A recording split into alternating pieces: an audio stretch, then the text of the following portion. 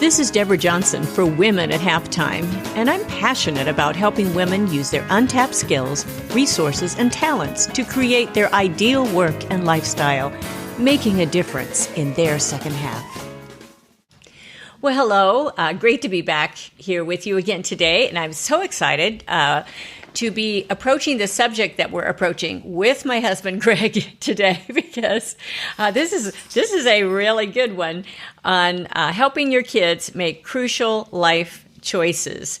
And we've been on now kind of gone through the whole gamut of raising kids and having adult kids. So we've got both sides of of what I say, the both sides of the coin here. So before we really get going, I will let you know that there's free sheet music and MP3 online for our Learn Music Again program. The cart is now open. This is airing in February, so I open it up several times a year. And if you have played before and want to play again, or you are just even learning, this is a great program to get going. I usually gear this toward an intermediate, easy intermediate, and I can bring you through just a little bit more than that. But you get access to online programs, and in our VIP level, you get a free piece of sheet music every single month as well. And it's just really fun. It'll get you going. It's a great diversion. It also really keeps your mind sharp. Music does that. So check that out, learnmusicagain.com. Plus, there's a little mini course there, too, that's actually very, very easy and simple. And if you can get through that, hey, you are set to go. So, okay, Greg, thank you for joining me on this subject, helping your kids make crucial life choices. We're approaching this because I've had some requests from some of our listeners that really want us to approach, especially in helping your kids choose a mate. Now, that's a real hot spot here, but we are going to approach that subject as well as many others in this episode. So, I think we will cover, what's involved in those life choices and how to communicate effectively. So you gave, when we were talking about this, Greg, you brought up the point with teenagers when they get to that stage. We're going to talk about kind of all the way through their life. But in teenagers, in letting them make mistakes. Can you comment on that a little bit? Well, something that we kind of figured out is that as kids become teenagers, it seems like the God-ordained thing that's happening is they begin their journey to becoming independent of their parents. And, part of that's why we have so much conflict with teenagers. But if you think back on your own teenage years, you can remember that you started thinking that you were smarter than your parents and that they were no longer cool. Well, the same thing happened, when our kids became teenagers. Mm-hmm. And instead of fighting it, what we decided to do was kind of pick a age like 23, 24 and say, okay, they need to be independent by then of us, not independent financially, but independent from us emotionally. And we need to help them transition to becoming peers. Young adults that we can have conversations with. And one of the things that marks adult conversations is that you don't impose opinions on one another. You're free to express opinions and to talk about ideas. And so if that's the goal at 23 or 24, and hopefully for the rest of their life, then as they go through the teenage years and the young adult years, you need to solicit their opinions and not tell them that their opinions are wrong. It's okay to challenge those opinions gently, and then as they start to make life choices, this I found super important is that if they were going to do something that didn't matter, you just kind of shrug your shoulder and go, oh, well, and let them go do whatever they did. And then when they suffered the consequences, just tell them, I'm sure you'll figure this out, or good luck taking care of that, or, whatever it was. Mm-hmm. However, that approach doesn't count with stuff that really matters. Yeah. So there's some times where you need to tell your child, listen, I'm going to tell you my opinion, mm-hmm.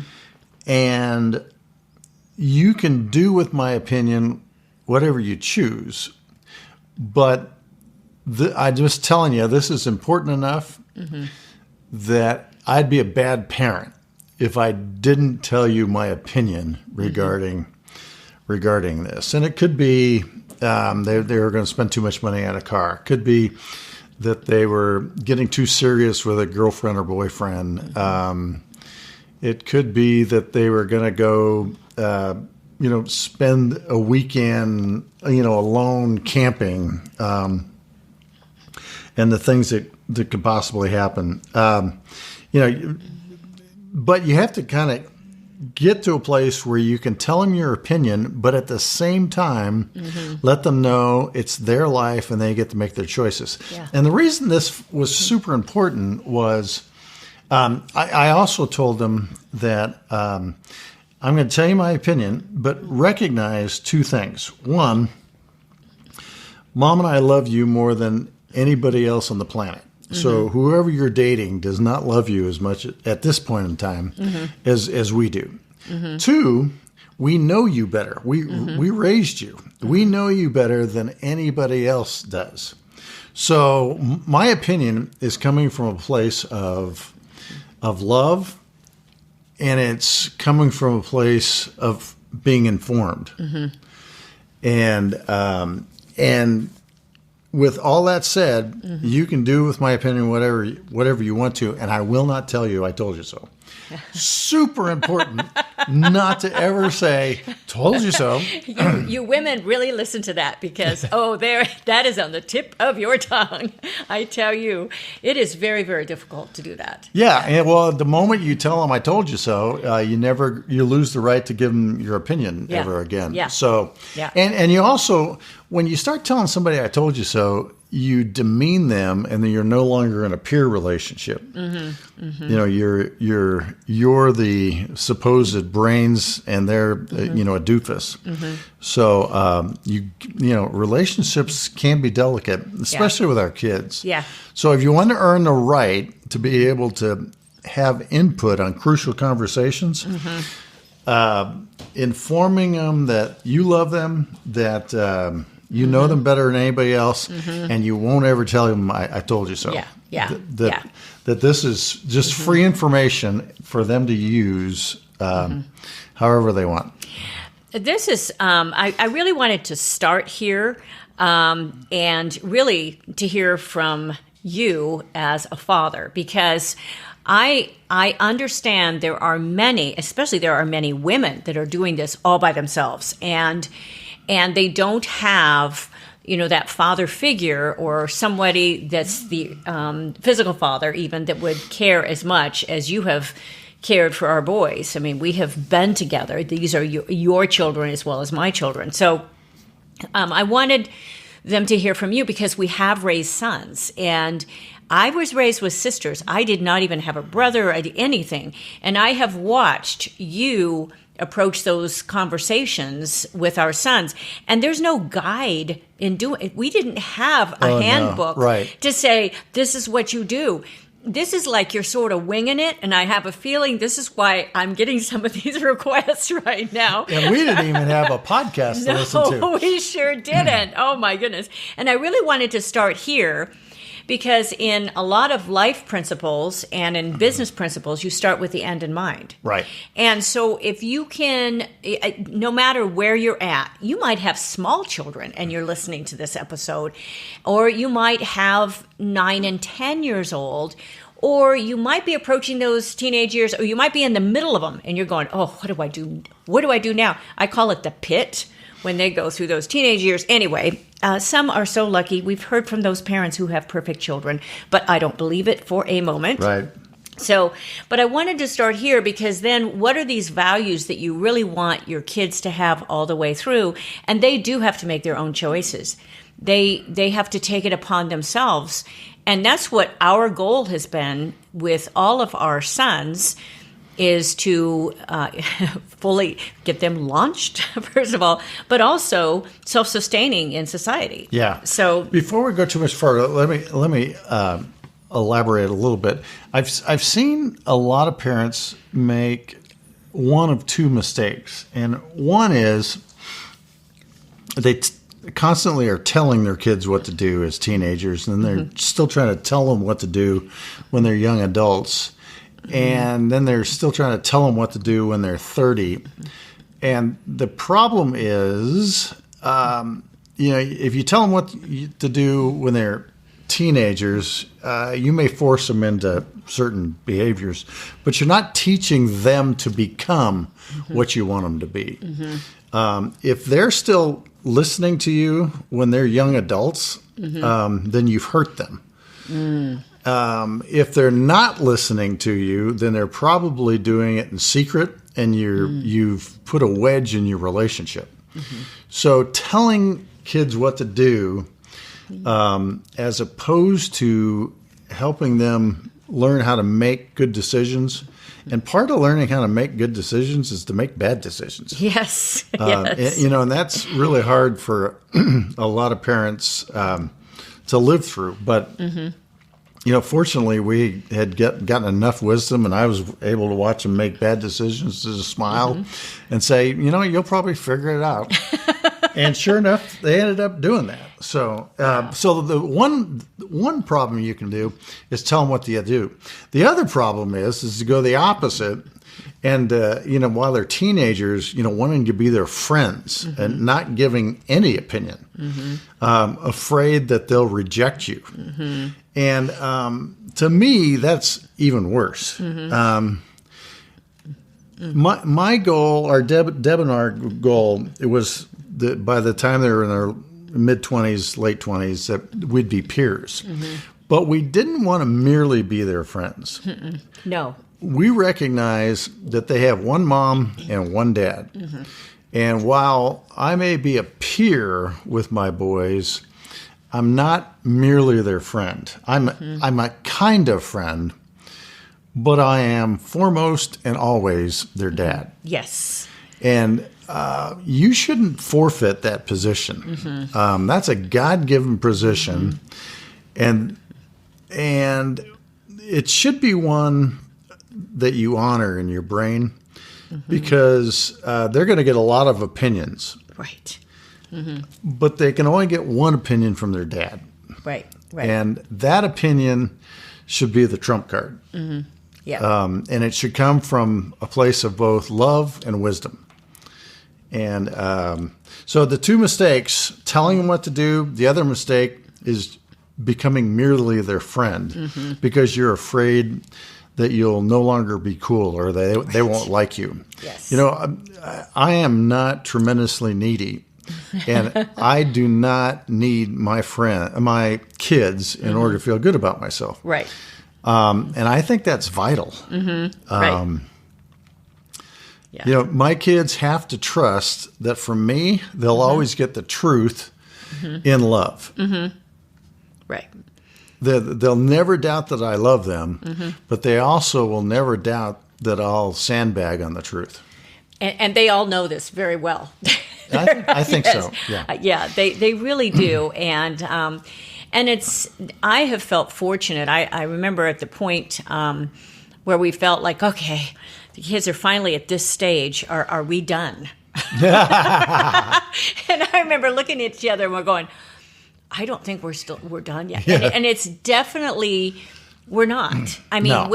Your comment of we will always be a parent until, we are no longer here. But that sort of fact of having that sort of resource here, and that we know, and though they know anytime we're a phone call away. Right. And being able, and I feel very fortunate with that. And it was kind of rocky going, because I tell you, I was one of those that wanted to tell our boys, going, are you sure you know what you're doing? And you wanted to go a little bit further than that. Yes, you wanted to just tell them what to do. I did want to tell them what to do. And by the way, she was right. I was. But they'd roll their eyes. Yeah. And usually it was like, Mom, I get this. And it was the same. All of them, Mom. Yep. It's like, okay, back off. But it's hard as a mom, and especially with I think with boys, there's that special attachment that I've had with the boys, and with the, having sons, just having that sort of energy. Oh my goodness, were they energetic growing up? But it's just really special for me to see them now. Of course, they all tower over me, and they're just wrap their arm around me, and big hug, and it was just wonderful. And I think your point of us not being needy, I don't need them to, everything that they're doing just to validate who I am. I'm proud of what they're doing. I'm very, very thankful that they're launched, but, extremely. But I don't need my kids to succeed so I could feel good about myself. Yeah, and I think because they know we don't need them, they can trust that they have like this enduring source of love as the anchor in their life, that they don't need to call us to make us feel better. But if they needed to know that they were loved, or if they needed a trusted opinion, they know they've got that. They definitely do. We've told them all, we are here. And they know that. And I think that I don't know, you don't know fully what they're thinking about it. They don't always communicate all of those words. Right. We always joked about, our friends that would have girls would just sit and they just jibber, jibber, jabber. And I'd ask the boys how they were doing. They'd go, fine. Yep. That's it. Yep. And it's a yes or no. And so we found different ways to communicate, of course, but that was interesting. Let's talk about a couple things. I mean, if you are just having children just now, and you are thinking about the things that are most important through their whole lives, and you might feel like, oh, I'm just too late to approach these, but it's really not too late. Because I think you need to do a little self-searching on what your beliefs are and to make sure you're consistent in your messaging with your life. And they'll see right through that. But talking about, values such as honesty, integrity, we want our kids, to have those values, and then faith and education. And then, of course, in being able to choose a mate. And this was the big question that I have gotten asked: how do you help, especially sons, but both, be able to choose a life mate? And they're making their own choices. That's a very difficult one. So let's talk about each of these very briefly, and then we will get to that mate question, because that's a very important one of life, actually. But in their intrinsic values from the very beginning, Yeah, this goes back to what you said about having the end in mind. Yes. And, parents, what you are doing is not just getting through life. You're actually attempting to drop off onto society functioning adults. Right. So you have a goal. It isn't just to keep them well fed till they're 17 and a half and can go get a job. It's that you're imparting values that will help them be independent, well-functioning humans that society doesn't have to take care of. Right. So if that's in mind, as Deb pointed out, if that's our goal, then all the little moments in time where you get to teach values, stuff that by the way, you can't plan quality time. No. Quality time is a fruit of quantity time. And there are teachable moments that pop up when you are completely unprepared for them. Mm-hmm. So if you are aware that at any moment in any day, a life-changing, life-altering, teachable moment is going to occur, then you'll be better prepared. Right. So as you go through your life, if you know the values you need to drop off on your kids on their way to being 24, right, then you can stop and talk about them. Right. And I think that's just really important. I mean, it's with our little kids, you don't want them to steal, you don't want them to lie, all those sort of little things. Well, but the reason you don't is because you're trying to develop adults that have integrity. Yes, exactly. That can be trusted. Mm-hmm. Mm-hmm. If you're raising a little girl and you recognize that there's a little boy out there that's someday going to be her husband, mm-hmm. what kind of values do you want in that little boy? Yeah. You would hope that that boy would grow up to be trustworthy, right? Mm-hmm. You'd hope that boy would grow up and learn how to get through conversations in a respectful way and not to just be angry. Right. You'd hope that boy would value family. Mm-hmm. You'd hope that boy would be industrious mm-hmm. and capable of responsibility. Mm-hmm. Well, those are things that they don't fall off trees. No. Parents instill those things right. into kids. And keep in mind that whether you're raising a little girl or a little boy, mm-hmm. that your goal is to drop off that person into society as a functioning adult. Right. That is just an amazing perspective because, when we were starting out, I did not think about the end in mind. I was just surviving through every day, pretty much. Yeah. That was what it was. Yeah. So I think it's just such a privilege to be able to come at it from this point. But, around the time they were 6, 7, 8, and, when they're before kindergarten, you're not teaching a lot of values. It's when they start to become socially engaged. Yes. Some of the stuff starts to happen. It sure does. And as they are intermingling and so even from, little kids, though, fighting among each other and how to be kind and all of those things, you're already, instilling that. Mm-hmm. So another area I wanted to approach is faith in giving them a good start because they may not just take on the values and the faith of your parents. And we have seen this over and over, and where, it's just kind of a different society. But as we talked about this, that we at least want to give our kids an emotional North Star to be able to have something that will ground them, because there are times that you need something bigger than yourself to approach issues in life. And I think this... it's a really important subject here, no matter how you believe. And but I thought that was a really good point on the... Yeah, those of us that are in midlife, we can look back on life mm-hmm. and recognize that the linear straight line growth path that we thought we were all going to be on when we were in our 20s was full of potholes, twisted turns, and things that really stretched us. Yeah. And, delivering a young adult to adulthood without faith mm-hmm. is really doing them a disservice. Yes. But one of the things that's critical to understand is you can't impose your faith on somebody. No. And you've got to, just like you did with other values, you got to teach them how to have faith. Right. But they're the ones that are going to have to exercise faith. Right. So you can tell them stories of how you went to God, how you prayed about stuff, the mm-hmm. wisdom you got from the scriptures. Mm-hmm. You can talk about people who turned their back on God and suffered mm-hmm. consequences, all that stuff. And it's all there for them.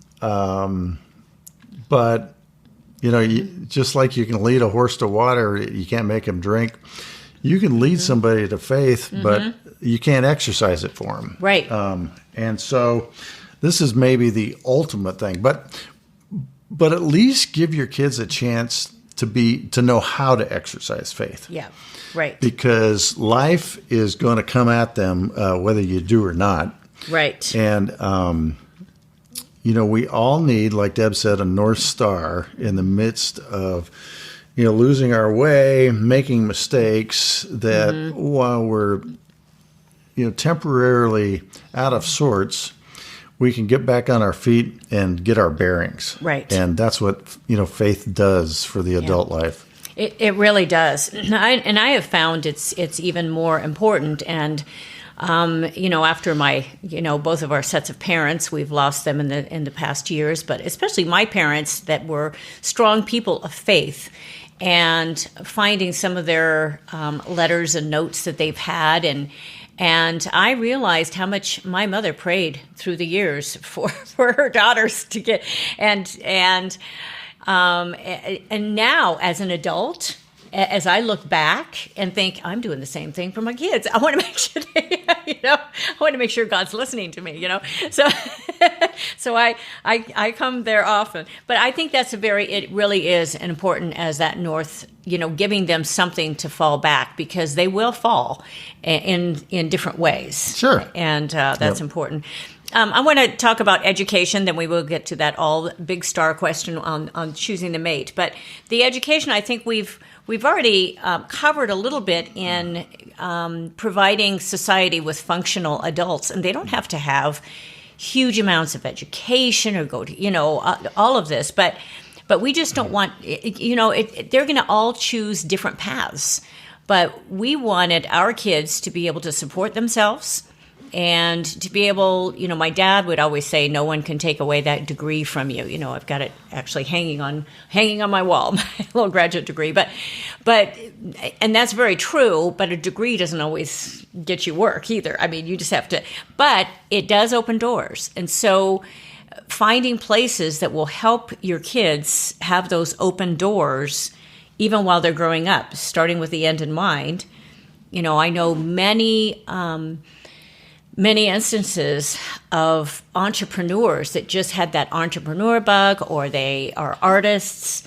Boy, their parents wanted them to go into a medical field or something, a legal field, and that wasn't for them. But they have chosen a field that they are very successful because they learned, had a work ethic and were able to get the education they needed. Well, and that's a good example. So let's say you wanted your kid to be a doctor and they decided to be an artist. Yeah.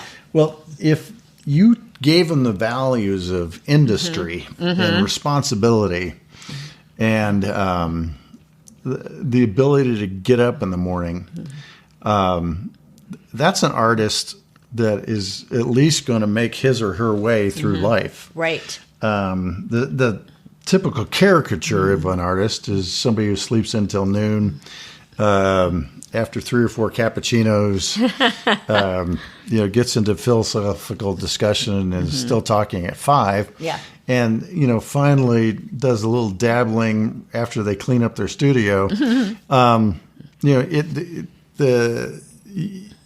Just because you're an artist doesn't mean you lose industry. Right. Doesn't mean you stop being responsible. Doesn't mean that you can't work hard. And those values are not mutually exclusive. Right. And the purpose, real purpose of an education. Well, first of all, it's important in America to understand that lots of studies have shown that if you have a college degree, you'll make 40% more than somebody with merely a high school diploma. Right. And 60% more than somebody who just has a GED. So there's value in an education in America. Right. But on the way to getting that degree, what you pick up is exposure to different fields of study, fields where you might go, I never thought I'd be interested in, architecture, but, here I am. Yes. So exposure, education exposure is vital. And then the other thing is that education, the pursuit of studying, gives you the tools you need to study anything. Right. So, we are shifting from a manufacturing society to an information society. And people graduating today are going to need to be able to continually grow themselves by accessing information, because information is going to continue to change. And so education is even more vital. You not only know how to need to know how to think, but you need to be able to pursue knowledge. Right. And teaching your kids to understand that school is not something that ends when they're 17, but it's something that they're going to be involved in the rest of their lives is a value that we need to pass on these days. And it's a real mindset. It's just a mindset. You have mindset. to, definitely. And I especially, well, all of our sons know this because they all have continuing, one's an attorney. Of course he has continuing. And the other in IT, he's got, cybersecurity is always changing. Oh, man, it's going to always be there. And, of course, and then, Mike as with the fireman engineer. And he's a paramedic, so he's constantly getting medical upgrades. And, Exactly. Well, let's go to this subject of choosing a mate, because I think a lot of the things we've talked about already are very applicable here, because we are talking about having a mindset of growth. And this is in the education, a mindset of having faith and personal values. And those, when we are helping our kids, and, we can't choose who they marry, period. I mean, sometimes it's a total surprise. And you're thinking, okay, do they really know what's happening? What's ahead? Because we can see some of those warning signs as, where we are. But I think emphasizing to them as they are growing up that you're not only marrying the person, but you're marrying what they're bringing to the relationship and their family. I think those are very important points there. It's the physical attraction. I mean, that's the way God made us. But there were a couple guys that were very serious that I said no to. It just wasn't doing it for me. And when, I met you, of course, we met and married in, I shouldn't say this, 4.5 months, which is crazy. Our kids did that. I was like, oh my gosh, do you really know what you're doing? But I feel very fortunate in many ways. But again, there were some things I saw as, your family with you were committed and had a strong family, very, not totally similar to what my family was, but at least it wasn't completely different than my family. Right. And I think some of those things, if you can relate and communicate some of those things. Now, if you are in, you got a 20-year-old boy, 22-year-old boy, that's a really tough stage to start talking about some of these, unless they come to you almost with... this goes back to how you need to start this whole process when they're teenagers. Yeah. If you start trying to insert yourself into a conversation for the first time when they're 22, 23 years old... Yeah, tough. It becomes hard. And it's most likely going to come off as you're trying to tell them what to do. So how would you approach that? Well...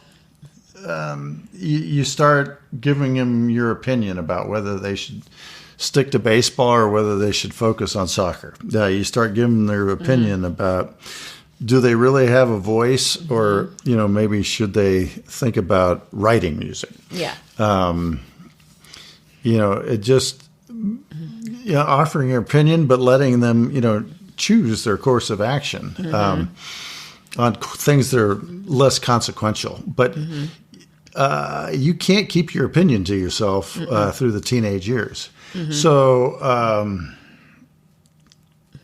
as they get to a place, and this would only be critical if they're getting to a place where they're about to marry somebody that's maybe not quite right for them, or maybe a disaster for them. Yeah. And the conversation would need to go about, hey, you ask permission. Can I talk to you about so-and-so? Sure. So tell me, where's this relationship going? What do you mean? Well, are you guys, are you personally thinking about marriage someday? Are you just going to date this person for, forever?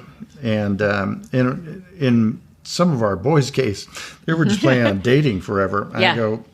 I go, step back for a second. This girl's 25 years old. She's been dating you for a year. Mm-hmm. Has it dawned on you that she's probably thinking that you're for sure going to marry her? And it hadn't dawned on him. It hadn't dawned on him, huh? And I go, you're a better person, I think, than that. Mm-hmm. That you would string somebody along merely because she's something to do on Friday night. Right. That doesn't seem like the kind of person that you are. And so, and again, I go, this is just my opinion. You can do anything you want. Yeah. But do yourself a favor and at least think through this a little bit. Mm-hmm. So that's one example of how I had one conversation. It could be, though, you get to a place and you just go, listen, this is true about the person you're dating. This is true about the person you're dating. This is true about the person you're dating. Are those really values and circumstances that you want to take on? Mm-hmm. And you got to have an adult conversation. Mm-hmm. And I go, well, what do you mean? I go, and you'd go, my experience is if somebody does recreational drugs, has a hard time maintaining a job, they've been through 3 jobs in the year and a half you've been dating them, and already has a child, that is going to be a lot of work. Mm-hmm. And in my opinion, you should really think through this, because it looks like a disaster. Yeah. And again, you're not telling them. Mm-hmm. It's okay to tell them it's stupid to do something. Mm-hmm. It's another thing to say that they're cut off from the family, or, because again, if they go ahead and continue with that activity, you got to be willing to back them up and love them anyway. Yes. Yeah. But let's go back. Can you imagine letting your child marry somebody you know is going to be a disaster, and you kept your opinion to yourself, and then 12 years later they're in a violent divorce because everything that you foresaw, because you were older, wiser, had seen it happen in so many other people's lives, that you kept your opinion to yourself? Yeah. Yeah. So what good is your opinion if you don't share it with the kids that you love? Right. Yeah. That would make no sense to me. I mean, for me to go to my grave holding my opinion and letting my kids suffer because I didn't share it with them, to me is not loving. Yes. What I really liked, and I think this is a great thing for us to end on today, is for you being able to communicate to your kids and keep that communication line open, that you can say, well, this is my opinion. That's not going to change our relationship. Right. We are here, but this is my opinion, and you can take it or leave it. But unless I feel like I am called as a parent, and I am with the responsibility as a parent to see some of these roadblocks here, and you can take it or leave it, whatever you want. But this is what I'm seeing here from this sort of perspective, from being on the other side here. So, and we don't always see those things either, in who they're going to marry or what relationships they're in. But a lot of times we will end up seeing those things because we have lived long enough to be able to see some of those things. So, and I've watched you communicate. You have really gained the right as a father to be able to do that. But I've been able to ask pretty bluntly as well. A lot of times it's in the car, hey, okay, so what's going on with this girl? Now, and they'll tell me. But it's usually, I have to pick my times. It's, definitely not with other people. And And it's when we're talking already and I can just intersperse it in, and then, I can be a little bit more informed and whatever. Right. So that's helpful. So, just one little, you guys need to know about our 4.5 months of dating thing.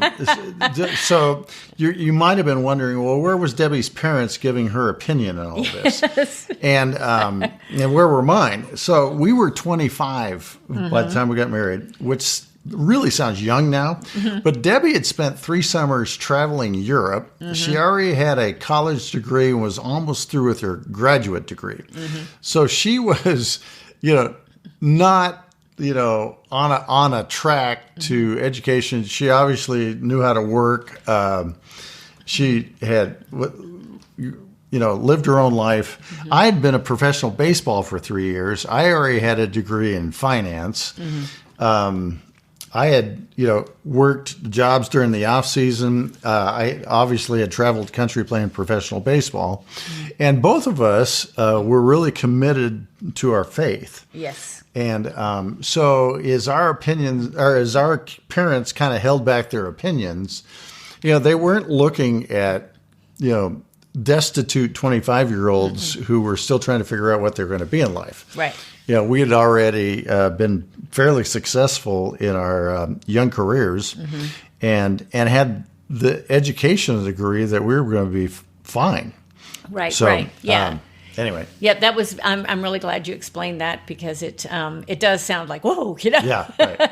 And we had both been in a number of relationships, and when, we kind of just knew. Yeah. It's kind of interesting how strange that was. So I feel very blessed at this point. So, after a number of years, we made it. Yeah.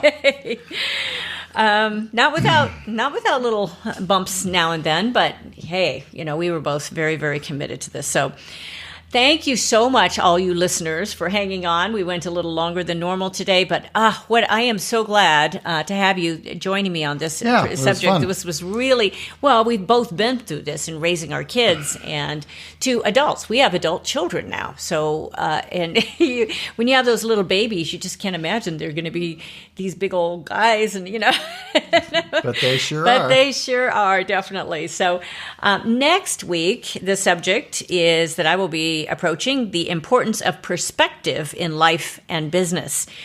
We talked about perspective a little bit today, but I'll be talking about that a little bit more and how important that is and how to gain that perspective. And if you are an active listener, I'd love it if you share this with your friends to be able to listen to this podcast and even this episode if you feel like it would really help others. I think this is a really good one, especially for those who are approaching, their kids are approaching some of those crucial life choices. And I always love reviews, so thank you very much for that as well. You can reach me anytime at womenathalftime.com, at goalsforyourlife.com, and have a new website as well for my keynote speaking, DeborahJohnsonSpeaker.com. Plenty, but you can get all these places from any of my websites. So thanks so much again, Deborah Johnson, and I will look forward to seeing you next time. So bye for now. Thank you for joining us on Women at Halftime. Visit goalsforyourlife.com or womenathalftime.com for many more resources, downloads, and programs, or to get in touch with me. I'd love it if you leave me a review and tell your friends. So until next time, this is Deborah Johnson, signing off.